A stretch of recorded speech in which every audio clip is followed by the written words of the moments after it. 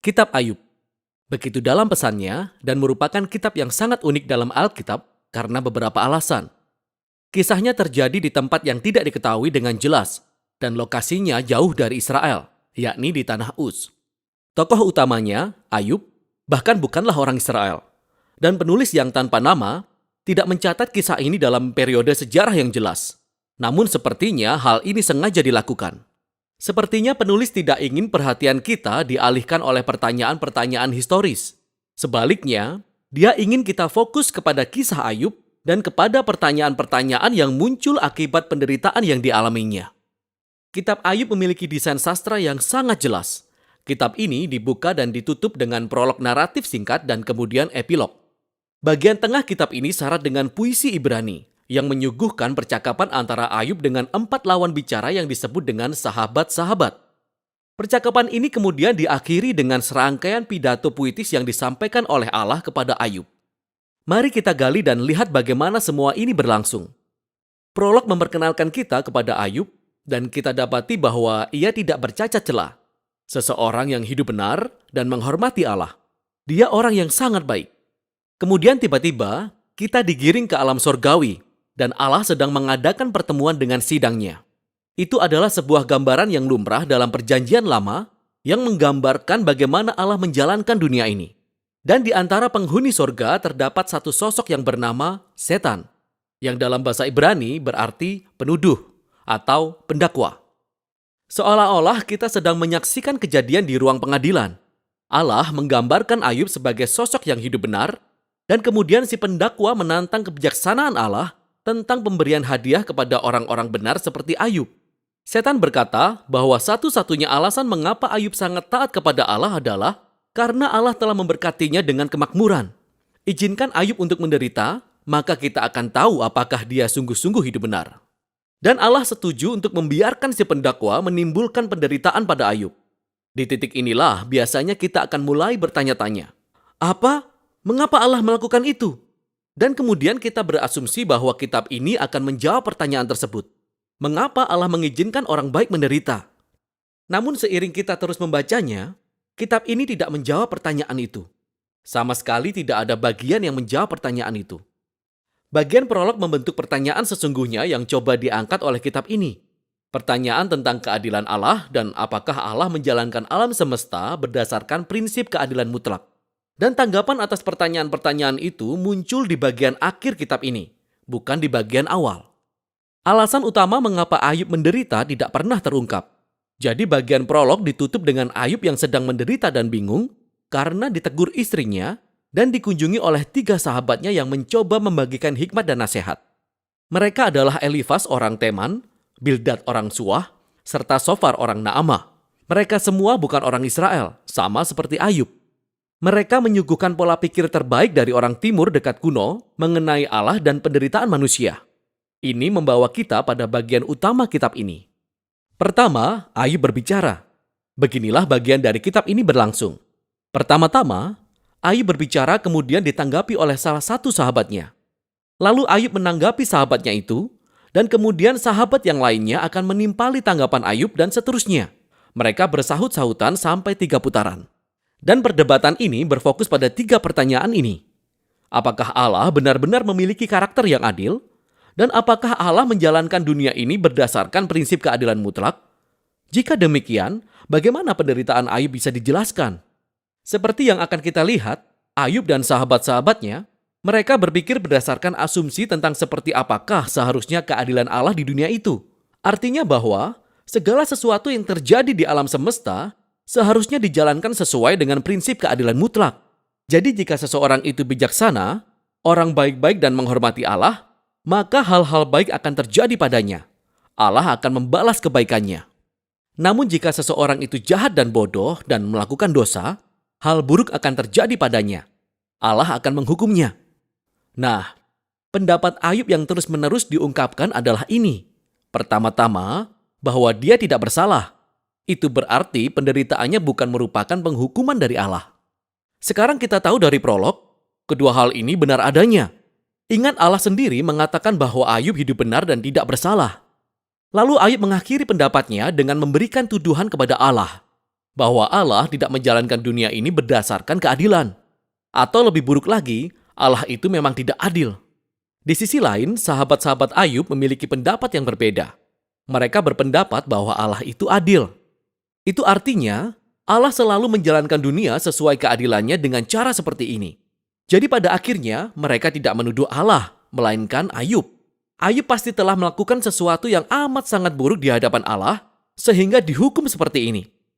Mereka bahkan mendaftar kemungkinan dosa yang mungkin sudah dilakukan Ayub. Ayub menyanggah semua hal ini. Bahkan dia menjadi sangat muak dengan sahabat-sahabatnya ini, sehingga dia membiarkan mereka begitu saja.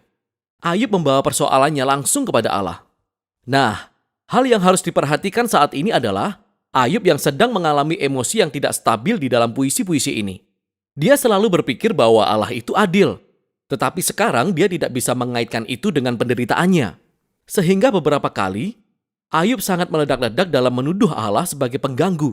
Bahkan dalam satu kesempatan, Ayub menyatakan bahwa Allah telah merancang ketidakadilan dalam dunia.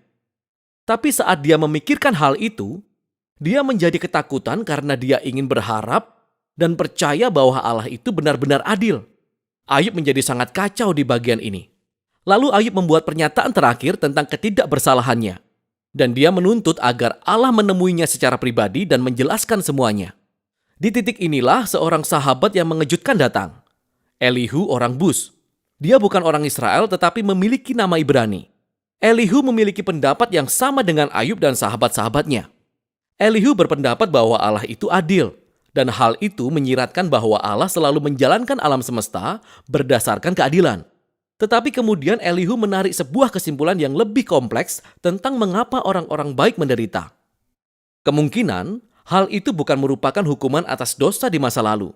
Mungkin Allah mengizinkan penderitaan sebagai suatu peringatan untuk menghindarkan seseorang berbuat dosa di masa depan. Atau mungkin Allah memakai rasa sakit dan penderitaan untuk membangun karakter atau mengajarkan pelajaran yang berharga. Elihu tidak mengatakan bahwa dia mengetahui alasan Ayub menderita. Namun satu hal yang pasti, dia meyakini bahwa Ayub salah dengan menuduh Allah tidak adil. Ayub bahkan tidak menanggapi Elihu dan percakapan itu berakhir. Sepertinya hikmat orang-orang kuno sudah dihabiskan dan misterinya tetap ada. Kemudian secara tiba-tiba Allah datang dalam rupa angin puyuh. Dan dia menanggapi Ayub secara pribadi. Pertama-tama, Allah menanggapi tuduhan-tuduhan Ayub bahwa Allah tidak adil dan tidak cakap dalam menjalankan dunia ini.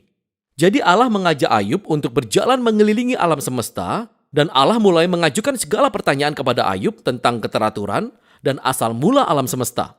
Apakah Ayub pernah mendampingi Allah ketika dia menciptakan dunia dan mengatur bintang-bintang?